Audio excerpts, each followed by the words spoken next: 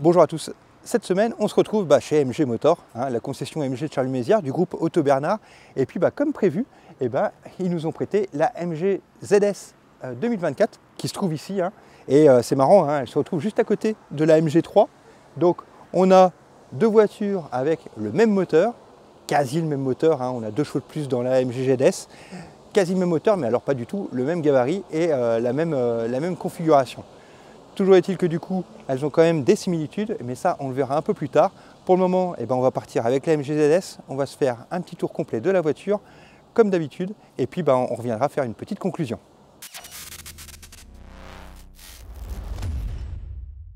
Et surtout les amis, mettez un pouce bleu, abonnez-vous, mettez un commentaire, c'est super important pour la chaîne. Merci beaucoup. Voilà, on a fait un petit tour pour arriver jusqu'ici dans ce petit coin de nature avec la MG ZS 2024. Ici, on l'a dans un beau gris métallisé en version Luxury. Comme d'habitude chez MG, et ça c'est quelque chose que j'apprécie, c'est qu'en fait les gammes sont toujours très claires. On a la standard, la confort, la Luxury avec à chaque fois quelques options supplémentaires pour quelques milliers d'euros. Et ici, on a la version Luxury de cette MG ZS. Et j'avoue que les premières impressions sont déjà plutôt bonnes. Donc, comme d'habitude, là, on va faire le petit tour extérieur, on va s'intéresser au coffre, aux places arrière, et puis à l'infodivertissement, etc. Donc, je vous propose qu'on attaque directement avec l'esthétisme. L'esthétisme de la voiture, si on regarde bien, c'est vrai qu'on m'avait fait la remarque, et quand on regarde cette face avant, ou même la voiture un peu plus globale, finalement, on se retrouve avec un semblant de MG3. On a l'impression finalement d'avoir une MG3 qui a été un peu gonflée, surgonflée, et qui a pris un petit peu de poids et de carrure. Et finalement, c'est ça, parce que si on regarde l'aspect de la calandre avant, on retrouve la petite ligne ici de la MG3, on retrouve cette calandre aussi assez grosse en dessous de la MG3 aussi, et même les optiques nous le rappellent fortement. Donc cette face avant, on est très MG3 bodybuildé, et au final, je trouve que ça lui va plutôt bien, ça lui donne vraiment une vraie stature qui est vraiment, et je me demande même, j'ai envie de dire que je trouve qu'elle est plus jolie en grand modèle qu'en petit modèle. J'aimais bien la MG3 que je trouvais assez consensuelle dans la forme, et qui permettait d'avoir quelque chose de plutôt sage et qui puisse convenir à tout le monde. Et finalement ici, avec cette MG ZS, on retrouve un peu la même chose, mais avec ce côté beaucoup plus massif, qui finalement lui donne un côté beaucoup plus, lui donne plus de caractère au final. Si on continue un petit peu sur le côté, bon, je ne m'attarde pas, feu LED, etc. sur la Luxury, on connaît un peu, de toute façon c'est très simple, vous reprenez la MG3, on la bodybuild, et puis vous allez voir que tout ce qu'on va un petit peu parler, on va le retrouver un petit peu partout. Sur le côté, les roues, on peut tout de suite parler un petit peu des roues. Donc ici sur cette Luxury, toujours on est en 18 pouces, à savoir que sur la standard on sera en 16 pouces et sur la confort on sera en 17 pouces. Qu'est-ce que ça va changer? Concrètement, ça sera juste au niveau de la consommation, où sur le 16 pouces, elle sera estimée plus à 5 litres au 100, et puis sur les versions confort et Luxury, donc avec les 17 et 18 pouces, on sera plus à 5,1. Donc la différence est quand même pauvre. D'ailleurs, on parlera un petit peu de la partie moteur aussi, où on s'attardera, parce qu'il y a une ou deux petites différences par rapport à la MG3, mais encore une fois, c'est vraiment pas grand-chose. Le gabarit, vous voyez un petit peu la taille de cette voiture quand même, parce qu'il faut se redire, elle fait 4,43 m de long. 4,43 m de long, c'est 10 cm de plus que l'ancienne MG ZS. Donc au final, au niveau gabarit, c'est un peu comme la Hyundai Kona qui a grandi entre les deux versions, et comme beaucoup de modèles d'ailleurs. Ici, elle a pris de l'embonpoint en taille, et finalement ça lui va plutôt bien. Et surtout, ce qui est intéressant, c'est qu'elle n'a pas pris beaucoup en prix, et ça, on aura l'occasion aussi d'en reparler un peu plus tard. 4,43 m, qu'est-ce que ça veut dire? Ça veut dire que du coup, on devrait avoir beaucoup plus d'espace à bord, et ça, c'est vraiment une bonne chose. Si on regarde son esthétisme sur le côté, on a quand même un véhicule du coup qui est assez massif, qui impose, et franchement, vous allez voir, ça va se sentir à l'intérieur, et ça, c'est plutôt chouette. Autrement, rétroviseur. Les rétroviseurs, ils sont assez grands, et ça, c'est vrai que ce que j'aime bien aussi, c'est qu'on a des vitrages assez importants sur la voiture, et ça, c'est plutôt chouette, parce que du coup, on a beaucoup de lumière à l'intérieur. On a tendance des fois maintenant à avoir des vitres plus petites, je pense aux 3008 et autres Mégane, etc. Ici, on a une surface vitrée qui est assez importante, et c'est vrai que c'est vraiment agréable pour la voiture. Les rétroviseurs, Si on regarde, ici on a des caméras, hein, on a le 360 qui est partout, et c'est marrant de l'avoir en appendice comme ça, assez important. Mais en même temps, c'est quand même plutôt pas mal parce que ça permet d'avoir un champ de vision qui est assez important. Et vous allez voir, la caméra, elle est tout comme sur la MG3, elle est vraiment de bonne facture. Et d'ailleurs, la partie vitrée du rétroviseur est aussi assez grande. Et du coup, cette grande surface de vide va nous permettre d'avoir une grande visibilité. Et ça, c'est vraiment plutôt intéressant. On va continuer, hein, on va aller un petit peu. Bon, on reste par contre sur des poignées de porte plutôt classiques, hein, on n'est pas sur des affleurantes, etc. Mais vous allez le voir, ça se comprend complètement, par rapport à la gamme de prix dans laquelle on est sur ce type de véhicule, et puis deux, par rapport à la volonté aussi d'avoir une voiture qui se veut en fait statutaire par rapport à son gabarit, etc. Et donc, on est dans une voiture qui ne révolutionne pas, mais qui évolutionne. Si on s'attarde à la partie arrière, alors la partie arrière, pareil, hein, on se retrouve avec une espèce de MG3 bodybuildé. Alors là, cette fois, du coup, on a quand même aussi ce pavillon qui est quand même assez important. Les phares, là, oui, on est sur la MG3. Alors, on a du coup, on a un diffuseur ici où on a des fausses sorties d'échappement ici. Hein, elles sont complètement fake, mais bon, ça se fait beaucoup. C'est comme ça permet en tout cas de lui donner un petit côté un peu plus sportif. Le petit haillon arrière, la vitre elle est quand même assez grande. On a un petit essuie-glace, ça c'est toujours sympa. Et puis alors, un petit côté qui est rigolo, hein, c'est ce petit feu anti-brouillard qui se trouve ici comme ça, dans sa longueur. C'est plutôt rigolo. Je vous propose du coup tout de suite qu'on aille à l'intérieur du coffre et puis qu'on regarde un petit peu ce que ça donne. Alors à l'ouverture du coffre, première chose que je trouve très sympa avant toute chose, c'est que, hein, encore une fois, je compare maintenant à la Scénic E-Tech où ce n'était pas le cas. Mais ici, vous voyez, je suis de moins 1,80 m, très facile d'accès dans le véhicule. Le coffre s'ouvre à une bonne hauteur, ce qui permet vraiment de pouvoir profiter de l'espace. Espace d'ailleurs intérieur, à savoir qu'on est sur 443 litres de capacité de charge. L'ancienne MG ZS, alors qu'elle avait 10 cm de moins, avait un coffre un tout petit peu plus grand de 448 litres. C'est un peu dommage, mais non, c'est pas dommage, parce que vous allez le voir, si on perd un petit peu en coffre, on le gagne ailleurs, et l'habitabilité de l'ensemble de la voiture, il gagne quand même beaucoup. Si on regarde cet espace de coffre, qui au final est quand même déjà hyper intéressant, hein, on a quand même un espace volume qui va vous permettre de mettre plusieurs valises, etc.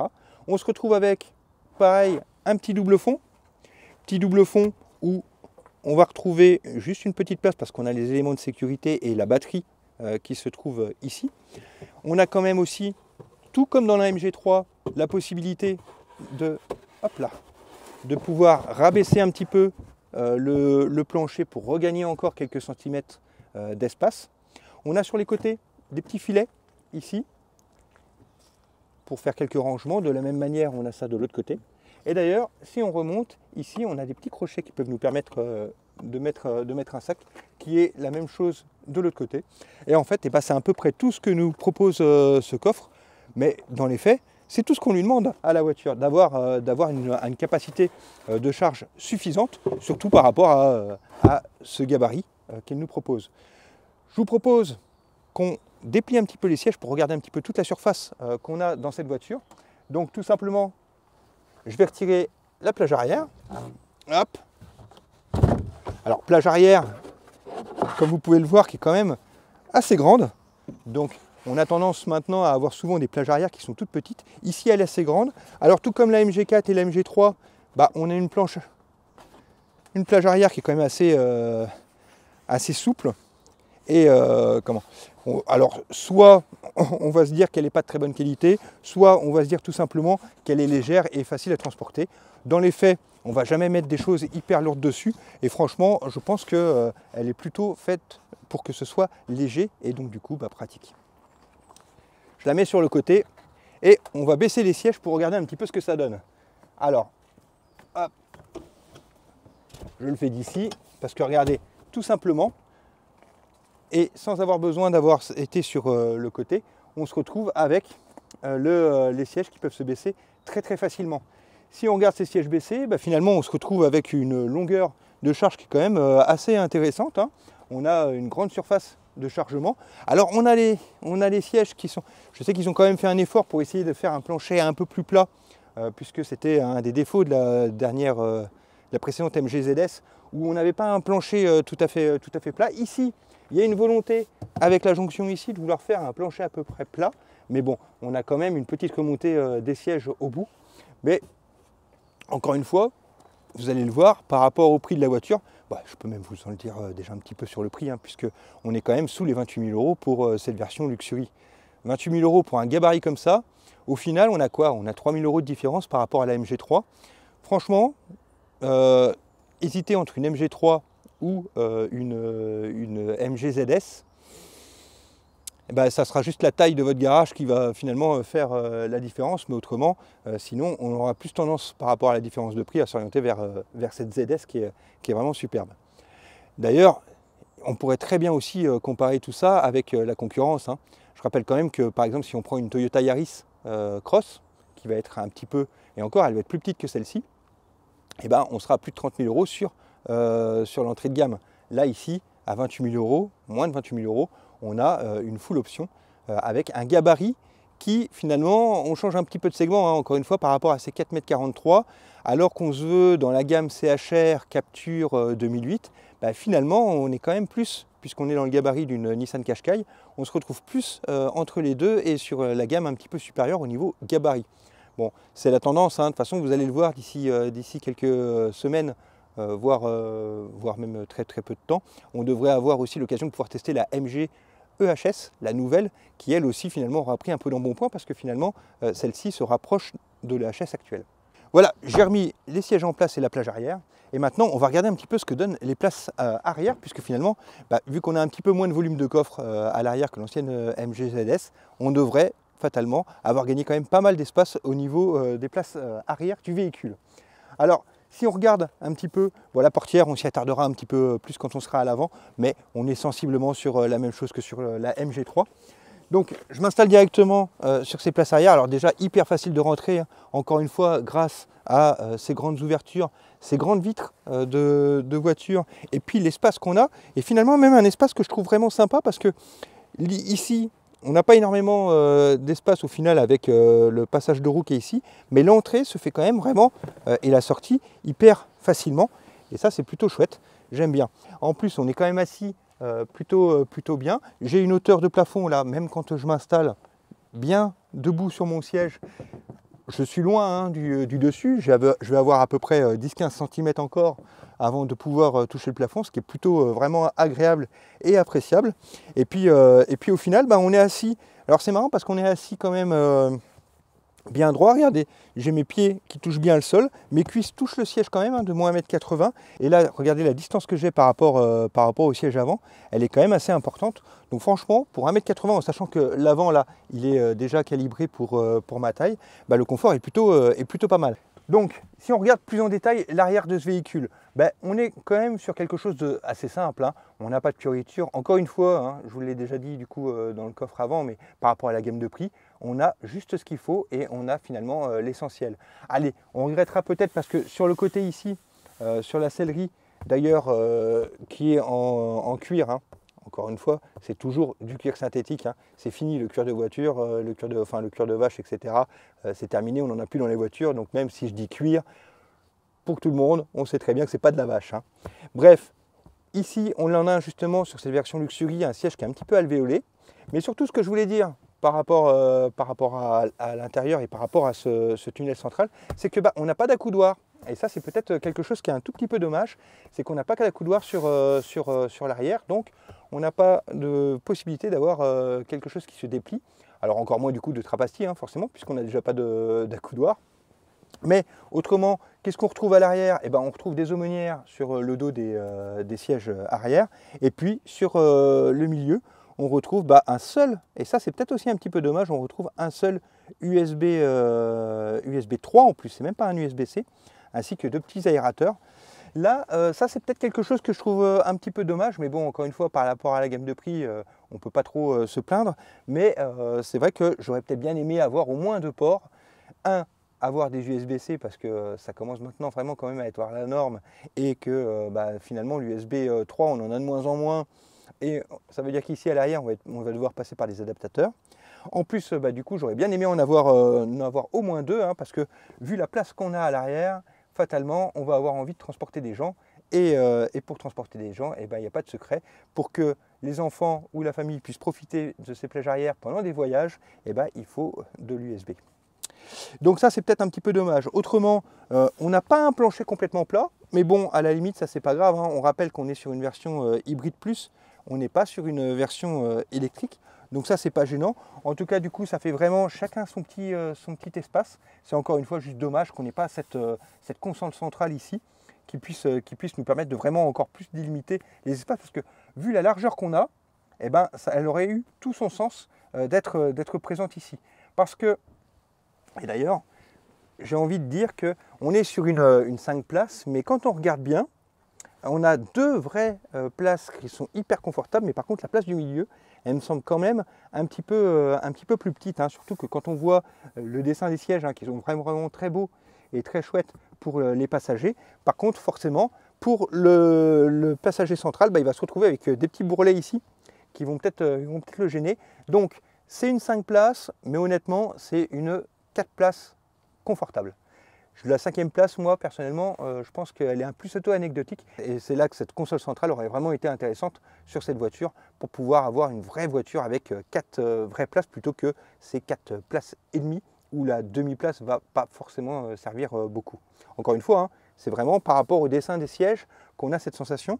Mais s'ils l'ont créé comme ça, c'est bien qu'elle est un peu prévue pour. Autrement, j'aime bien aussi quand on regarde ici le véhicule, moi ce que j'aime bien aussi c'est qu'au final, on a quand même cette plage arrière qui est immense, hein, alors qu'on a tendance à en avoir une souvent beaucoup plus petite. Ça veut dire qu'on a un espace et une impression d'espace à l'intérieur qu'on est agrandi.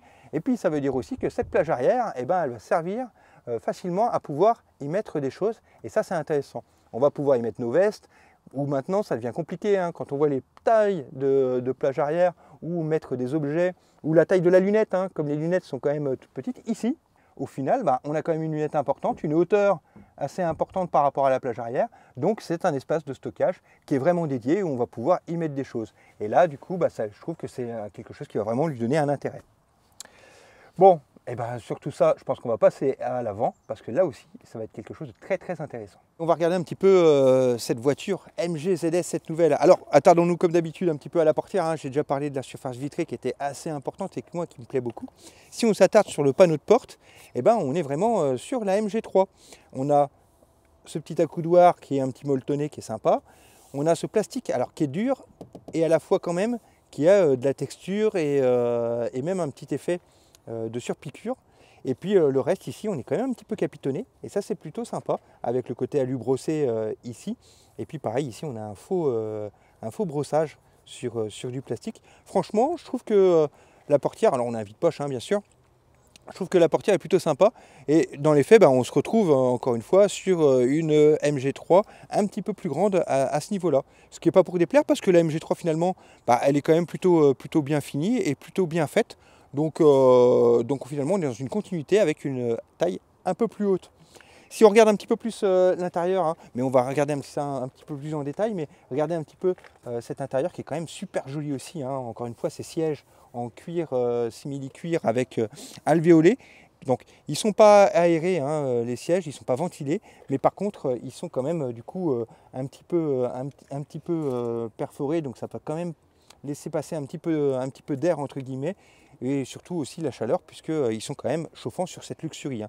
Volant chauffant, siège chauffant sur cette Luxury, bon on a l'habitude maintenant, hein, chez MG, c'est quand même assez régulier. Ici pareil, version Luxury, donc on se retrouve avec un siège seulement conducteur qui va être électrique. Encore une fois, personnellement, je trouve que c'est quelque chose qui n'est pas gênant parce qu'un siège, une fois qu'on l'a réglé, on va l'avoir réglé, hein. Il n'y a que certaines voitures où là où il va y avoir un intérêt, c'est quand on est en poste de conduite et qu'on va avoir besoin pour le confort de se rapprocher électriquement ou etc. parce que la configuration de la voiture ne se fera pas. Ici, on a tellement d'espace, on le verra quand je rentrerai à l'intérieur, mais on a tellement d'espace pour bien rentrer à l'intérieur qu'au final, pareil, on règle son siège une fois, il est réglé pour toujours et ça c'est plutôt sympa. L'intérieur, on va le voir un peu plus tard. Là, ce qu'on va faire, c'est que je vais ouvrir le moteur. Hop, et on va aller voir un petit peu ce qu'il donne. Hein, parce qu'au final, sur cette voiture, on a le même que sur la MG3, mais sur un gabarit quand même qui est beaucoup plus conséquent. Donc on va aller voir un petit peu ce que ça donne. Alors là justement, elle est démarrée. Hop, voilà. Alors je ne sais pas si vous entendez, venez, approchez-vous. Alors écoutez.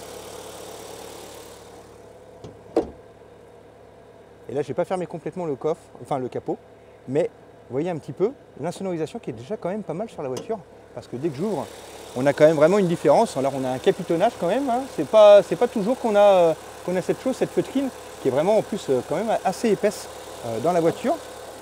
Et alors, la chose qu'on peut dire, hein, donc on va répéter, je vais me faire un petit, allez, on va se refaire un petit bilan sur ce moteur qui est quand même assez intéressant, hein. J'en ai bien parlé dans la vidéo sur la MG3 Hybrid Plus, que je vous invite d'ailleurs à aller vous revoir ou voir si vous ne l'aviez pas vu, parce que finalement on va être un peu près sur le même concept. Donc là je vais résumer quand même très rapidement. On est sur une cylindrée, sur un 4 cylindres 1,5 litre, 2 cycles Atkinson pour ceux qui sont un peu plus férus et qui vont jusque là dans les données. On a 102 chevaux sur la partie moteur, on a 136 chevaux sur la partie électrique, le moteur électrique, pour un cumul, attention, de 197 chevaux. À savoir que la MG3, on est à 195. Donc on a 2 chevaux de plus. Je ne suis pas sûr que ça donne vraiment une grosse différence, mais voilà, il y a une des petites différences quand même sur ce moteur, c'est que ici sur la ZS, on a 2 chevaux de plus. Autrement, on retrouve les principes de la Hybrid Plus qui marche très bien sur la MG3, hein. Donc 4 cycles, tout électrique de 0 à 60, 60 à 80 en hybride série, 80-120 en hybride parallèle, et puis au-delà des 120 en thermique simplement.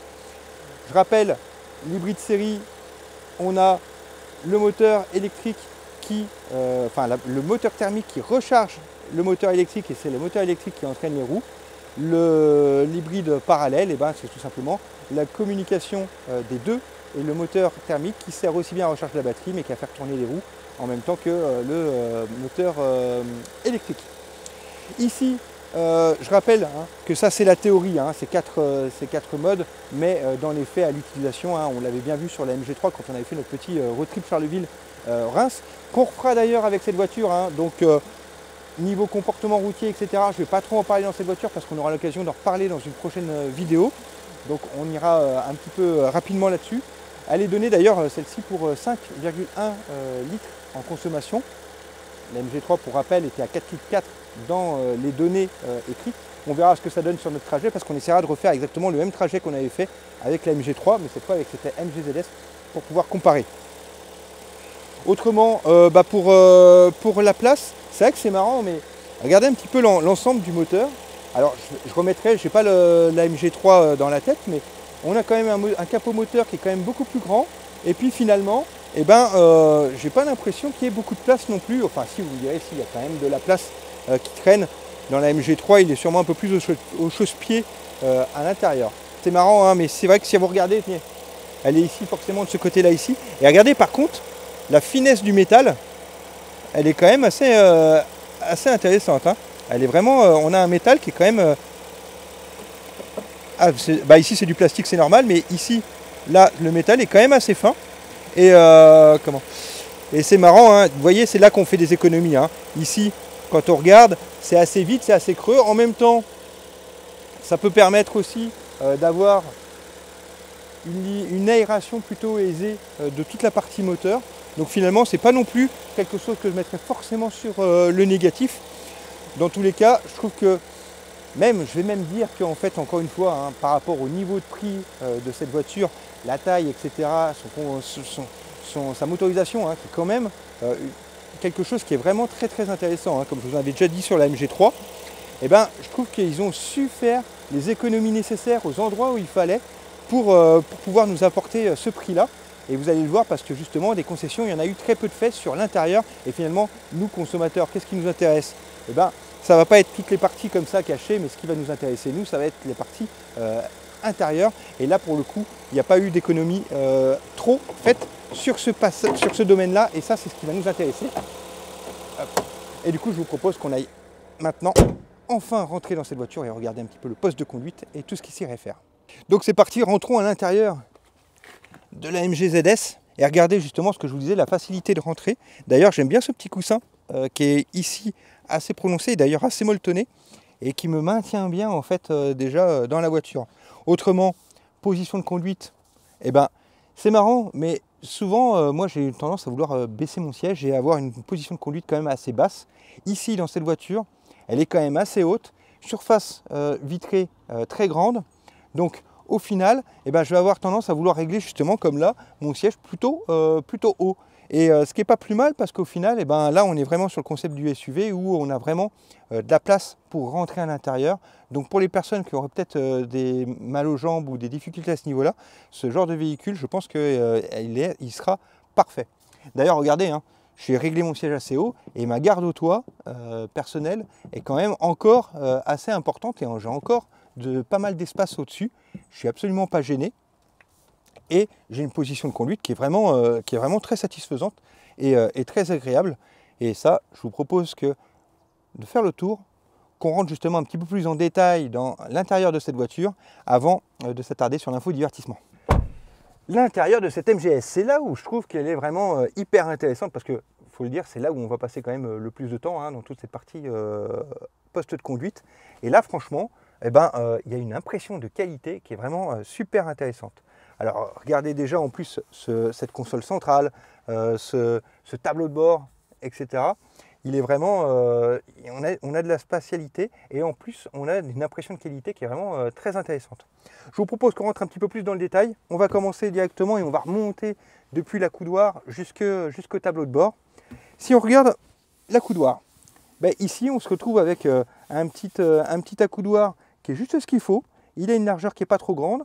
Du coup, bah, ça permet de laisser une place quand même qui est assez importante pour les sièges. Hein. Sièges qui sont du coup bien rembourrés de chaque côté, comme je l'ai dit sur le conducteur. Mais ce fait qu'il soit profilé ici et que du coup que la console se réagrandisse sur le côté, bah, ça permet d'offrir quand même pas mal de place. Si on l'ouvre, bah, à l'intérieur, on a tout simplement un petit vide-poche. Hein. Là, on est encore une fois sur quelque chose de classique. Si on remonte sur le dessus ici, on a deux porte-gobelets. Alors, petite chose qui est sympa, c'est que regardez, ça coulisse, et ce qui peut nous permettre de mettre des espaces plus ou moins grands d'un côté ou de l'autre, selon le contenant qu'on va mettre à cet endroit. Si on remonte encore un peu, on a ici une place, mais alors qui est parfaite pour pouvoir y placer son téléphone. Vraiment ici, ou mettre son petit vide-poche, en plus avec une texture qui va nous permettre de pouvoir gripper un petit peu. Ça, c'est plutôt agréable. Et si on remonte encore, ici, on a de nouveau un espace. Alors, à savoir que, chose que je trouve quand même un petit peu dommage sur cette MG ZS, mais c'est la même chose que je reprochais à la MG3. Et encore une fois, je vais même mettre encore un petit bémol sur cette critique, mais on n'a pas de chargeur à induction, même sur la version Luxury. Ça, c'est un petit peu dommage. Et en même temps, moi, dans mon utilisation, quand je pense à la MG4, au final, le chargeur à induction, je l'utilise quasi jamais, parce qu'au final, de toute façon, pour avoir le CarPlay ou l'Android Auto, eh ben, il faut se connecter filaire. Et encore une fois, ça c'est peut-être aussi un petit point dommage, c'est que sur cette MG ZS, on est de nouveau, comme tout le reste de la gamme MG, obligé de connecter son téléphone en filaire pour avoir le CarPlay ou l'Android Auto. Donc ici, pas de chargeur à induction. Dommage, oui et non, surtout si, allez, j'ai peut-être envie de dire dommage quand même, parce que maintenant avec les solutions, comme j'ai eu l'occasion d'en tester sur la chaîne, de CarPlay sans fil, c'est vrai, ces petits boîtiers qu'on peut mettre, franchement, dans la MG4, moi, je trouve que là, du coup, le chargeur à induction aurait plus d'intérêt, même si, encore une fois, même je l'utilise quand même pas dans la MG4, parce que vu qu'il est quand même assez haut et sans rebord, eh ben, le téléphone a quand même tendance à partir sur les côtés, alors qu'ici, on a quand même un espace qui est bien proportionné pour pouvoir tenir un téléphone. Donc un chargeur à induction aurait quand même eu sa place ici. Si on remonte du coup, on a l'USB 3 qui sert pour le CarPlay Android Auto justement. Encore une fois, ça sera que par ce port-là qu'on pourra y avoir accès. Et de l'autre côté, on a un USB-C ici. Et puis au milieu, la fameuse prise 12 volts. Encore une fois, ici, on est sur la même chose que sur la MG4 ou sur la MG3. Hein. Une chose que je n'ai pas parlé sur cette console, c'est l'espace des boutons. On peut y passer un petit peu de temps aussi tout de suite. Hein. Ici, regardez sur cette petite console, donc outre ces petits espaces qu'on a ici pour déposer ce qu'il faut, on a quelques boutons, comme le bouton mode, hein, ça j'aime bien, hein. On l'a aussi sur la MG3, pas sur la MG4, c'est dommage. Mais le petit bouton pour pouvoir passer du mode éco normal ou sport directement ici. Ici au-dessus, on se retrouve avec un petit bouton pour le start and stop. Pratique aussi qu'il soit ici à cet endroit-là, parce que finalement quand on rentre dans la voiture, eh ben, on est tout de suite installé et on peut appuyer directement sur le bouton ici. Je préfère que d'avoir à appuyer comme ça sur quelque part sur la console. Ici, appuyer ici, ça me semble beaucoup plus naturel. Si on remonte, on a le levier de vitesse. Le levier de vitesse, regardez comme il est magnifique. Ouais, ça fait un petit peu aviation. C'est là où on a cette impression de monter en gamme. C'est pas qu'une impression, c'est une montée en gamme de la part de MG sur chaque nouveau modèle. C'est qu'au final, ici, on se retrouve avec un levier qui est plutôt sympa. Regardez, on le prend bien en main comme ça. Bon, je vais mettre un petit bémol à ça quand même. C'est qu'au final, on a un très beau levier, mais dans la pratique, une fois qu'on a mis notre D ou une fois qu'on a mis notre R, bah, finalement on ne touche plus à ce levier. Donc ça fait quand même une pièce qui est assez imposante pour pas grand chose. Mais bon, c'est quelque chose qu'on pourrait très bien reprocher à Audi ou autre constructeur plus haut de gamme. Donc là, ils ont voulu faire un petit peu comme les autres modèles un peu premium. Donc on ne va pas leur en vouloir. Mais c'est vrai que dans les faits, ce n'est pas forcément utile d'avoir une pièce si grosse pour le peu de fonctions au final qu'elle va nous permettre d'utiliser le temps de l'utilisation de la voiture. Sinon, on a le petit bouton P hein, pour pouvoir aussi du coup mettre le parking. Sympa parce qu'au final, on n'a pas besoin de se remettre sur N ou sur P par le levier. Hein. On a juste le petit bouton. Donc une fois que finalement qu'on s'arrête, eh ben, on appuie juste sur le P et puis c'est bon. On a stoppé la voiture. Ce qui fait que encore plus, ce levier de vitesse a encore moins d'intérêt puisqu'au final, c'est vraiment que le R ou le D. Si on remonte encore un petit peu sur ce tableau de bord, eh ben, on va forcément passer à cet écran. Hein. Écran de plus de 12 pouces sur la version Confort Luxury. Ça sera un 10 pouces sur la version standard. Mais franchement, je trouve qu'il est vraiment très bien intégré. Et ça, j'aime beaucoup. C'est le fait qu'il soit vraiment, hop là, j'ai bougé les trucs, qu'il soit vraiment très bien intégré dans la console. Il a vraiment de belles finitions. D'ailleurs, même les boutons en dessous, hein, ici, qui sont les boutons de fonction classiques hein, qu'on va retrouver pareil MG4, MG3, hein, où on a le volume, le petit bouton Home pour revenir dans l'interface, les petits feux de détresse, et puis ben, le dégivrage arrière-avant et l'accès à la climatisation par ce bouton. Au final ici, vous voyez, ces boutons comme ils sont très bien intégrés, je trouve ça vraiment très chouette. Allez, je trouve aussi, moi j'aime bien le fait que l'écran soit pas en supérieur parce que là finalement on se retrouve avec un écran qui est bien lisible. Je suis dans ma position de conduite, on le verra quand vous verrez ma position de conduite, mais l'écran est quand même bien visible. Il est ici, il est pas trop haut, donc il ne me gêne pas dans le champ de visibilité et je peux bien voir le devant de ma voiture. Hein. Intéressant parce qu'on a quand même un grand capot sur la voiture. Hein. C'est une grosse voiture, elle est haute, donc on a aussi besoin d'avoir beaucoup de visibilité sur l'avant, et ça c'est ce que cet écran nous permet. Si on remonte d'ailleurs encore un petit peu, hein, on a ces aérateurs, pareil, hein, ça donne un petit côté Audi. Hein. Alors est-ce qu'ils ont été chercher leur inspiration de ce côté-là? Pourquoi pas. Toujours est-il que ça donne une impression quand même de qualité. Alors le dessus, on a un plastique un petit peu moussé, mais vraiment très légèrement, mais au final c'est peut-être pas plus mal parce qu'il va peut-être du coup moins se dégrader que d'autres qui seraient beaucoup plus sensibles au toucher. Le reste, ici, sur le côté passager, on a un tout petit vide-poche ici, sur le devant. Alors ça c'est plutôt sympa je trouve, pour pouvoir mettre son stylo ou deux, trois petites choses comme ça. Ça c'est bien vu. Et en dessous, on se retrouve avec une boîte à gants. Boîte à gants qui est assez profonde, mais finalement pas si grande que ça pour ce style de gabarit.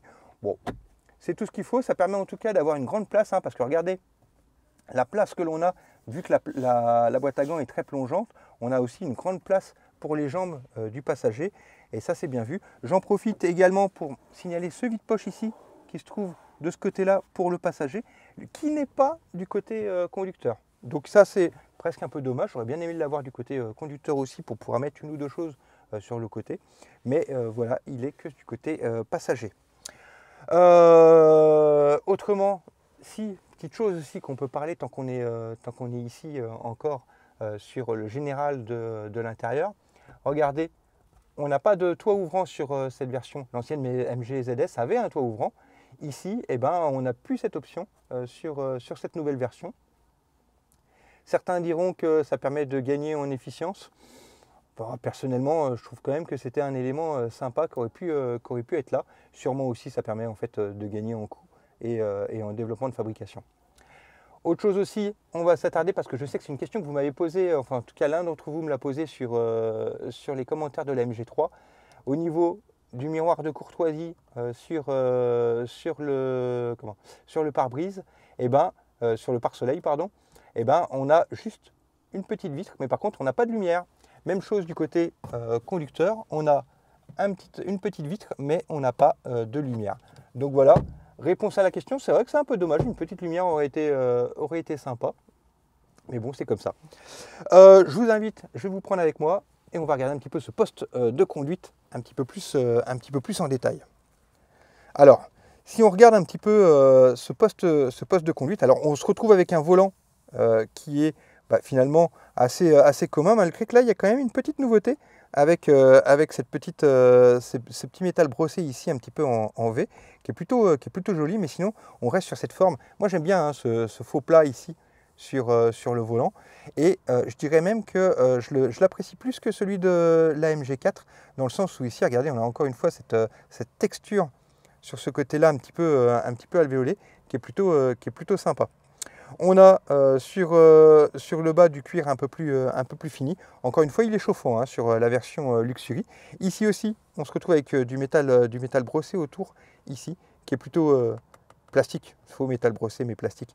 Mais c'est pas grave, l'effet est là et ça rend super bien. Les petits boutons, on va pas s'y attarder trop parce que finalement, c'est la même chose dans toute la gamme de MG. Regardez ce que je vous disais, l'écran ici, et par rapport au champ de vision qu'on a sur ce tableau de bord, qui est vraiment superbe. On a vraiment un très bon angle, et du coup, on a un écran qui est quand même très lisible. Petit défaut que je lui reprocherais, regardez ici, on le voit bien ici en plus. On a de la lumière qui vient refléter sur toute cette partie de l'écran. Donc, petit bémol, ici, il est un petit peu moins visible. J'aurais peut-être bien aimé qu'ils mettent une espèce de petite casquette quand même ici, quelque chose. Ça sera peut-être un article qu'on trouvera sur AliExpress ou autre site consort, où on pourra rajouter quelque chose ici pour pouvoir peut-être mettre un petit pare-soleil afin d'avoir une meilleure visibilité sur cette partie-là de l'écran. Autrement, pour le reste de Komodo, Komodo pareil, classique chez MG. Hop là, je cherche ma mise au point. Je vais la trouver. Hop. Mais de toute façon, on a tout ce qui est lève-vitre, etc. Et puis de l'autre côté, tout ce qui est phare. Je ne vais pas m'attarder là-dessus. Écran central entièrement numérique, 7 pouces sur toutes les versions. Et on a sur le côté la puissance de la voiture. Et puis de l'autre côté, on a les kilomètres-heure. Ça ne bouge pas. Ça reste avec la jauge à essence. Ça reste tout le temps. Et c'est l'écran de 7 pouces qui est ici au milieu qui va pouvoir changer et nous donner des informations un petit peu différentes. Informations qui sont classiques, qu'on va toucher ici avec le petit bouton. Et puis, comme sur les autres, hop, je ne me suis pas mis dessus, hop, si. Hop, voilà, c'était parce que j'avais la portière ouverte à mon avis que je ne pouvais pas actionner. Donc là, si je reviens ici, voilà, je vais pouvoir me promener dans les menus.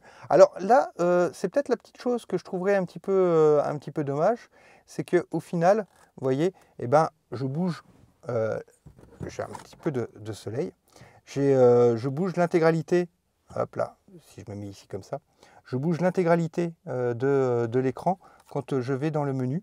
Et du coup, c'est les côtés qui ne bougent pas. Ça, je trouve ça peut-être un petit peu dommage. J'aurais bien aimé que comme sur la MG3, en fait, le petit menu soit un petit peu plus décalé et prenne un petit peu moins de place. Parce qu'au final, là, moi, ce qui m'intéresse, c'est le flux d'énergie. Mais quand vous voyez là, j'ai un petit peu le soleil ici. Hop, on verra peut-être un peu plus quand on roulera. Je vais essayer de trouver le bon angle. Hop. Mais on a le flux d'énergie ici, ça c'est la petite chose que j'aime bien puisqu'on voit le niveau de batterie et on voit un petit peu comment ça passe, mais ça prend du coup beaucoup de place dans cet écran, alors que ça pourrait en prendre beaucoup moins sur un côté. Ça c'est peut-être une petite chose que je trouve un peu dommage. Autrement, l'écran il est quand même super joli et super agréable. Regardez, je bouge un petit peu et puis on a cette impression globale qui est vraiment très intéressante. On retrouve toutes les infos classiques. on a notre jauge à essence, on a nos modes normales, notre mode de régénération. Mode de régénération hein, qu'on verra dans le menu, mais qu'on peut paramétrer comme d'habitude sur nos petits boutons ici. Et d'ailleurs, j'ai même envie de dire que c'est indispensable si on veut pouvoir bien les utiliser.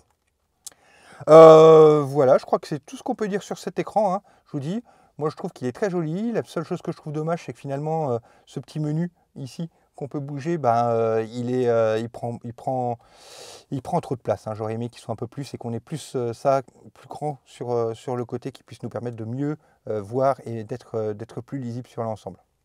Donc voilà, je vous propose qu'on rentre un petit peu plus dans l'infodivertissement. Donc ici, hein, on va s'attarder sur ce 12 pouces.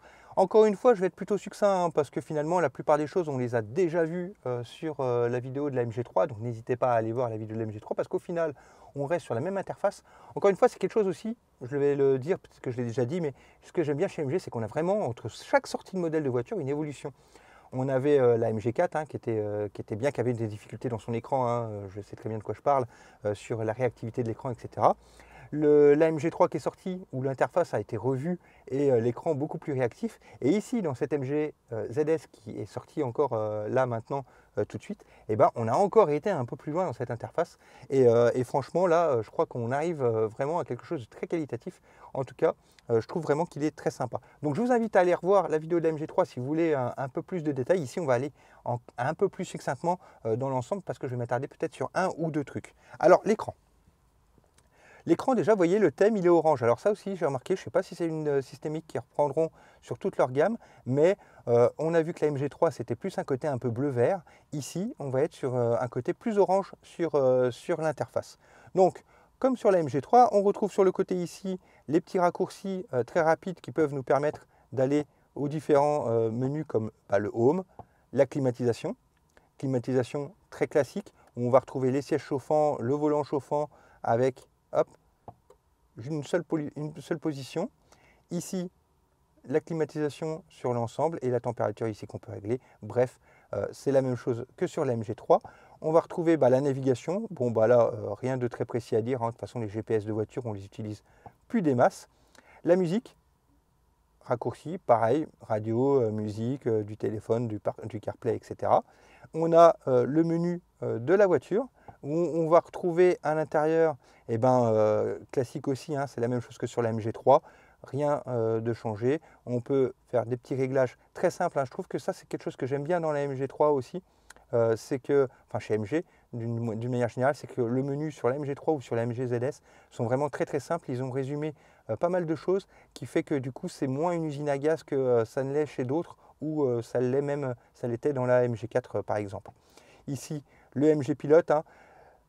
On n'oublie pas, comment toujours pareil, de désactiver la conduite intelligente, hein, la ligne dans la voie, etc. Machin.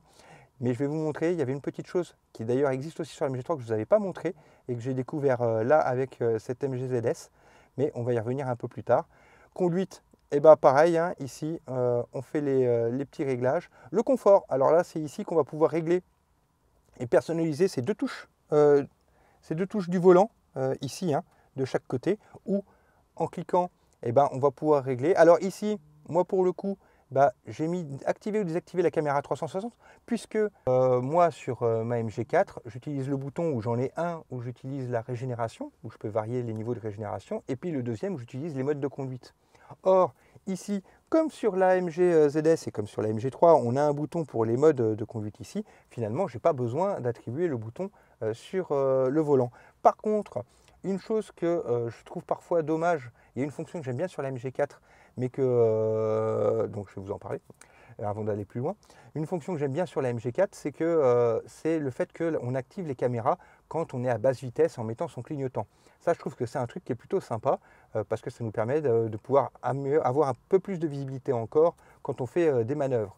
Par contre, le petit souci, c'est qu'il y a des fois, soit avec mon CarPlay en même temps ou quoi, j'aimerais bien pouvoir revenir plus facilement. Et on a un petit bouton, une petite croix sur l'écran, mais qui est assez chiante à avoir. En plus, dès qu'on va remettre le clignotant ou qu'on attend un peu, les caméras se remettent, c'est un peu chiant.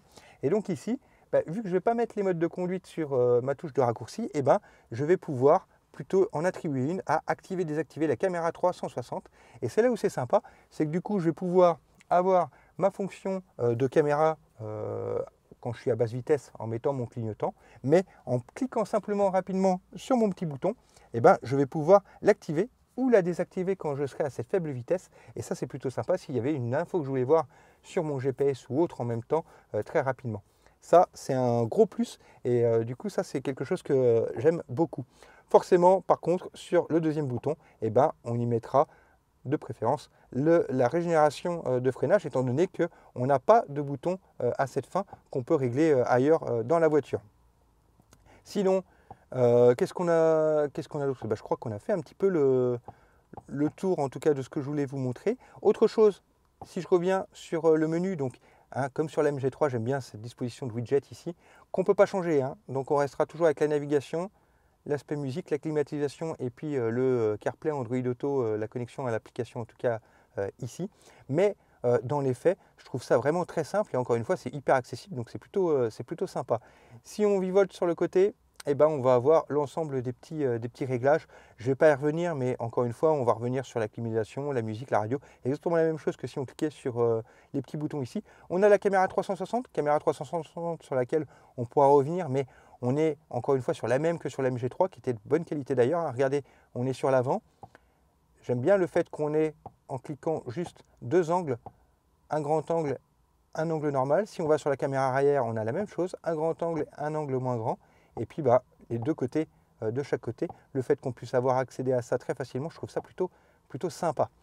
Le reste, encore une fois, c'est des réglages qui sont tout simples et qui sont liés. Petite chose que j'ai remarqué, alors c'est même plutôt Roman, le concessionnaire MG, qui me l'a fait remarquer, mais si on reste appuyé un petit moment sur le tableau, et vous voyez qu'elles se mettent toutes à trembler. Hop là, j'ai attendu trop longtemps. Et en fait, je peux très bien les prendre et les réattribuer ou les mettre. Hop là, je vais prendre la caméra 360 par exemple, qui m'intéresse plus, et je vais la glisser ici. Hop, et de telle manière, effectuer, et de telle manière comme ça, je peux réattribuer ces petits boutons si j'en veux certains qui soient beaucoup plus proches de moi par ici. Vous voyez, par exemple ici, hop, et puis j'ai mis, au lieu que ma 360 soit par là, elle est ici, comme ça.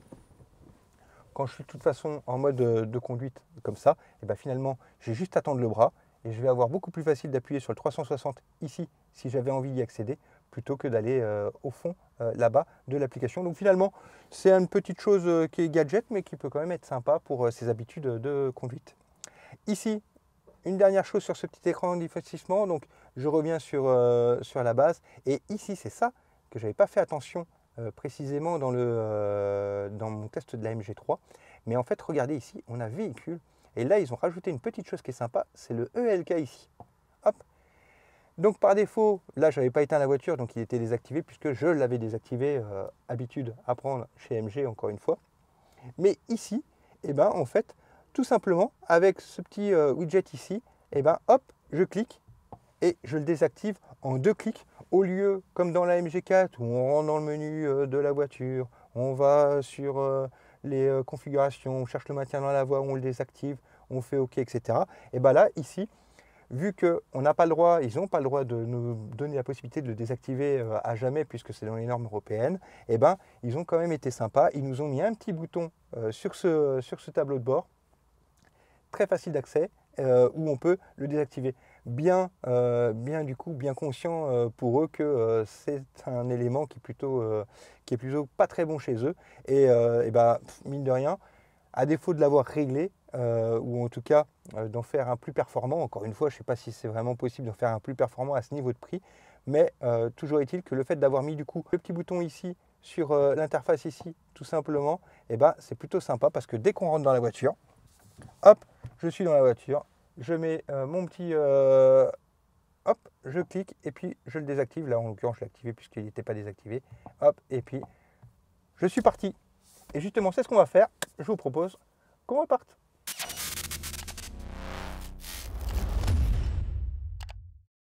Petite chose avant qu'on parte, regardez ça. Vous voyez là, ça je trouve ça sympa, c'est qu'on a un petit poids ici finalement qui se retrouve dans la ceinture. Et ça c'est la première fois que je vois ça. Et ça je trouve ça plutôt sympa parce que quand on relâche la ceinture, comme ça elle va bien se mettre en haut et elle ne vient pas se glisser dans le creux de la portière ou parfois si on ne fait pas attention, on va taper dessus. Ici, finalement, grâce à ce petit poids qui se trouve aussi sur la ceinture passager, et au final, elle va tout de suite bien retomber sur le montant de la voiture et donc être sûr qu'elle ne va jamais se détendre ou arriver dans l'entreportière. Ça, c'est plutôt un bon truc. Bon, sinon, la voiture est déjà démarrée. J'ai plus qu'à me mettre en D avec ce magnifique petit levier. Et puis, c'est parti. On y va. On roule. Et donc, forcément, on est en électrique. Donc, on n'a aucun bruit. Chose qui est intéressante aussi, je ne vous ai pas montré l'intérieur des portes, mais on a quand même aussi des joints qui sont assez importants. Alors même si on a une carrosserie qui est parfois un peu fine, on a des joints un peu partout qui sont quand même bien mis. Et du coup, on a une insonorisation qui est quand même pas mauvaise pour ce style de véhicule. Autrement, toujours, moi j'aime bien sur le tableau de bord, vous voyez, me mettre sur la régénération et le flux d'énergie ici. Et donc, vous voyez, on voit bien ce qui se passe. Et c'est là où moi je ferai le petit reproche, comme je vous l'ai dit, c'est qu'au final, on a cet élément qui prend beaucoup de place, alors que sur la MG3, c'était un peu plus décalé, on avait quand même un peu plus de place à la vitesse du véhicule. Alors une chose aussi qui est intéressante, c'est encore une fois, c'est ce que je vous disais, la vue et la visibilité qu'on a dans ce véhicule. Regardez un petit peu le tour complet de la surface vitrée qu'on a dans cette voiture. On a vraiment une impression d'espace et de visibilité, parce que on est assez haut, on a des surfaces vitrées qui sont grandes, donc on a vraiment une bonne visibilité, et ça c'est hyper agréable.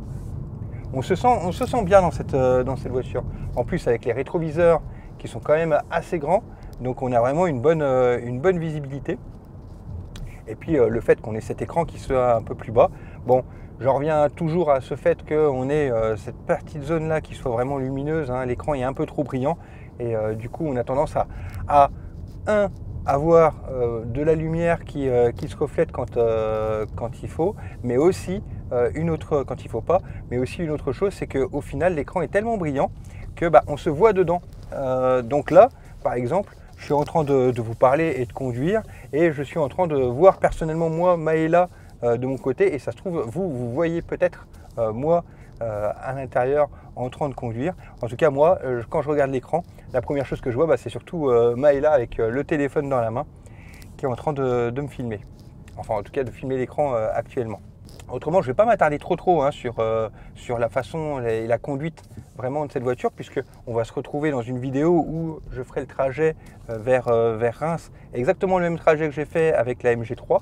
Donc ça nous permettrait de faire un petit comparatif des consos, même si là le plus intéressant pour nous, ça sera de la tester un peu plus sur la distance et de voir ce qu'elle donne et comment elle se comporte. Autrement, franchement, je trouve qu'on est très à l'aise à l'intérieur, et que franchement elle se conduit très bien.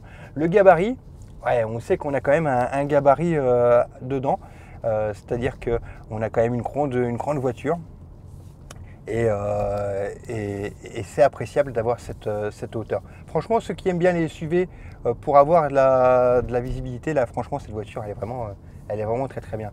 Et encore une fois, cet intérieur il est sobre, bien fini, il a quand même pas mal de qualité, personnellement je trouve. Et puis le fait que tout tombe sur la main, c'est chouette. Mais regardez là, par exemple, on arrive à un carrefour, et regardez, je mets mon clignotant, hop, je mets mon clignotant, automatiquement les caméras s'activent, et donc vont me permettre de voir facilement ce qui se passe devant moi sur la route, et de pouvoir jongler sur ce que je veux. Et si jamais j'avais envie de revenir, j'ai mon petit bouton qui est paramétré ici, et il me suffit de faire un appui pour couper la caméra et revenir sur peut-être mon GPS que j'aurais mis, et je rappuie une fois pour revenir à la caméra, et ça, je trouve que ça c'est super pratique.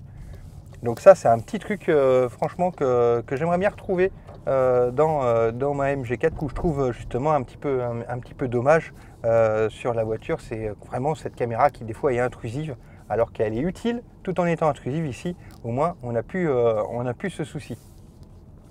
Autrement, le poste de conduite, outre la visibilité dont j'ai déjà beaucoup parlé du coup, parce que c'est vraiment un gros point, franchement il est super agréable. L'accès à l'écran tactile et la facilité de se promener à l'intérieur, elle est vraiment super. c'est très agréable. Le grand écran de 7 pouces à l'intérieur qui donne une impression même de plus grand avec ces deux côtés et ce compteur vitesse et de puissance de chaque côté, il est plutôt agréable aussi. Et puis encore une fois, c'est toute cette position, comment on pose ses mains, comment on s'installe dans la voiture, on est plutôt bien installé. C'est la voiture, je pense, pour moi en tout cas, qui est dans un rapport qualité-prix absolument génial. J'ai l'impression de dire ça à chaque voiture de MG, parce que c'est vraiment ce qui ressort. Mais encore une fois, il y a vraiment cette impression à chaque fois qu'ils nous sortent une voiture, ils en augmentent la qualité, ils maintiennent des prix qui sont vraiment très bas. Là, je veux dire, cette voiture, moins de 30 000, moins de 28 000. C'est même pas moins de 30 000, moins de 28 000, c'est quand même hyper intéressant. Et encore une fois, pour la full option. Hein. Full option, donc ça veut dire siège chauffant, volant chauffant, toutes les aides diverses à la conduite, même si on sait ce qu'on en pense, sur certaines du moins.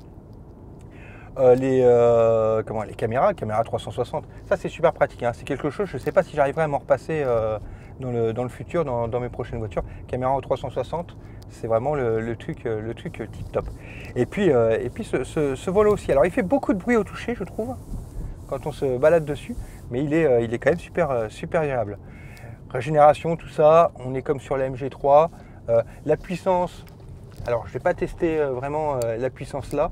Je vais faire une petite accélération. Bon, hop, ça avance quand même. Hein. On va pas se mentir, elle avance quand même bien. Bien sûr, elle n'est pas aussi rapide et aussi puissante que la MG3. Bon, alors j'ai eu un petit problème de son, alors du coup, je vais finir en voix off cette petite partie. Donc je disais, elle n'est pas aussi puissante qu'une MG3, hein, forcément, c'est pas le même gabarit. N'empêche que je trouve que j'ai été assez surpris par l'accélération qu'elle nous proposait, parce que finalement, elle est quand même assez puissante par rapport à son gabarit, en sachant que c'est le même moteur. Donc c'est un moteur qui tient quand même la route. De toute façon, on aura l'occasion de le vérifier quand on fera notre petit voyage de Charleville à Reims, comme on avait fait avec la MG3. Toujours est-il que du coup, je voulais aussi vous parler un petit peu de la caméra arrière, hein, où au final, bon, je vous en ai déjà un petit peu parlé dans son fonctionnement, mais il faut reconnaître quand même que la qualité, elle est quand même aussi très bien sur cet écran de 12 pouces. Elles sont d'assez bonne facture, ce qui fait qu'on a quand même une bonne visibilité avec, et je la trouve vraiment très pratique. Allez, on passe à la conclusion.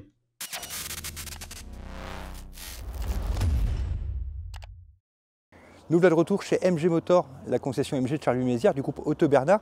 Et on va faire une petite conclusion sur la MG ZS 2024. Franchement, là justement, elle est juste à côté, encore une fois, on l'a retrouvée, notre petite jaune ici. Franchement, c'est vrai que quand on compare les deux gabarits, on a quand même une sacrée différence, alors qu'on a le même moteur. Ça, on verra plus tard si on a une vraie différence au niveau du moteur dans notre prochain essai ou prochaine vidéo avec la MG ZS. Toujours est-il, là, on va se concentrer principalement sur elle et puis sur cette petite conclusion où, franchement, moi, je suis agréablement surpris. On a une voiture qui est très spacieuse, qui a beaucoup d'habitabilité, qui a un rapport qualité-prix-finition qui est vraiment exceptionnel. Hein. Je rappelle quand même que si on prend le modèle standard, on est à un peu moins de 23 000 €. Et sur la version Luxury complète full option comme celle-ci qu'on avait sous la main, on est à moins de 28 000 €. Ce qui fait qu'en fait, si on regarde bien, on a à peu près 2 000 € d'écart à chaque montée entre la standard, la confort et la confort, la Luxury. Et franchement, pour 27 000 €, avoir un véhicule comme ça, aussi bien 28 000 €, un véhicule comme ça, aussi bien fini, aussi bien construit, je crois qu'il y a peu d'offres à ce niveau-là sur le marché, et je pense que nos constructeurs européens feraient bien d'en prendre un petit peu de la graine, parce que là franchement on est sur quelque chose qui est plutôt intéressant. Ok, on pourrait se dire on a un moteur qui est un peu plus faible, et encore c'est bien sûr si on compare à la MG3, puisque là malheureusement la comparaison est très facile puisqu'on a le même sur les deux voitures. Hein. Encore une fois, on n'a que 2 chevaux de plus sur la MG ZS, mais c'est pas ça qui fera la différence.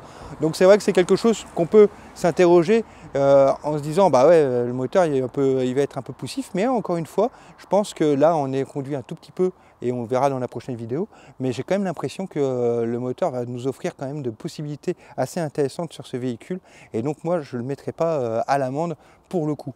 En tout cas, pour avoir réussi à nous fournir une voiture avec un tel tarif, franchement, j'ai petits défauts que je lui ai relevés, eh ben, s'effacent presque au vu du prix. Ouais, c'est tentant quand même, hein.